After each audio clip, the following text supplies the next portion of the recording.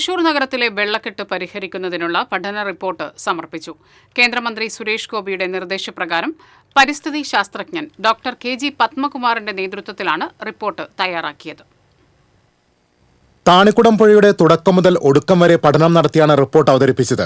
വെള്ളക്കെട്ട് പ്രശ്നപരിഹാരത്തിനും കുടിവെള്ളത്തിനും ജലസേചനത്തിനുമായി താണിക്കുടം പുഴയിൽ ഡാം ആവശ്യമാണെന്ന് റിപ്പോർട്ടിൽ പറയുന്നു. സമ്പന്നമായ ജൈവസമ്പത്തും 72 തരം മത്സ്യസമ്പത്തുമുള്ള താണിക്കുടം പുഴ നഗരത്തിലെത്തിയാൽ മലിനമായാണ് ഒഴുകുന്നത്. കയ്യേറ്റങ്ങളും വലിയ കുഴലുകളും കേബിളുകളും വെള്ളക്കെട്ടിന് കാരണമാകുന്നുണ്ട്.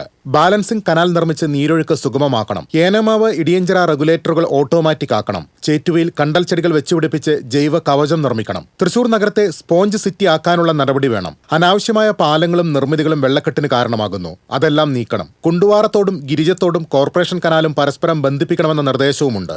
സംസ്ഥാന സർക്കാരിന് സമർപ്പിക്കാനായി റിപ്പോർട്ടിന്റെ കോപ്പി കളക്ടറെ ഏൽപ്പിച്ചെന്ന് സുരേഷ് ഗോപി അറിയിച്ചു. ഇതിന് പരിഹാരം കാണാൻ സർക്കാർ തയ്യാറായില്ലെങ്കിൽ താൻ ഒറ്റയ്ക്ക് പ്രതിഷേധ പദയാത്ര നടത്തും. മന്ത്രി കെ രാജനെ മാത്രമേ ഇത്തിരി മൂല്യമുള്ളതായിട്ട് കാണാനുള്ളൂവെന്നും അദ്ദേഹം പറഞ്ഞു.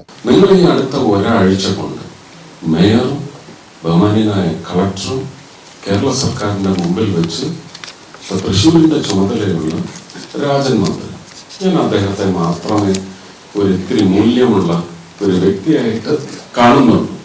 അദ്ദേഹവും ചേർന്ന് ഇതാണ് അല്ലെങ്കിൽ ഇതൊട്ടുമേ അല്ല ഇതിന് പറ്റിയത്, ഞങ്ങൾ ഒരാഴ്ചയ്ക്കുള്ളിൽ എന്ന് പറഞ്ഞ് ഇലക്ഷൻ ഡിക്ലെയർ ചെയ്യുന്നതിന് മുമ്പോട്ട് വന്നില്ലെങ്കിൽ ജനങ്ങൾ നയിക്കുന്ന, ഞാൻ പിൻനിരയിൽ പങ്കെടുക്കുന്ന ഒരു പങ്കാളിയായി മന്ത്രിയായിട്ടല്ല, എനിക്കതിന് അവകാശമില്ല, ഒരു MP ആയിട്ടുമല്ല, ഒരു വ്യക്തി എന്ന നിലയ്ക്ക് തൃശ്ശൂരിനോട് ഗ്രാറ്റിറ്റ്യൂഡുള്ള, സമർപ്പണ ബോധമുള്ള ഒരു വ്യക്തി എന്ന നിലയ്ക്ക് ഞാൻ പങ്കെടുക്കുന്ന ഒരു പദയാത്രയിലേക്ക് നിങ്ങൾ ഇതിനെ വലിച്ചഴക്കുകയായിരിക്കും.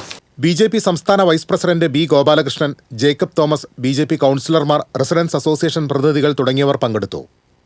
TCV news, Thrissur.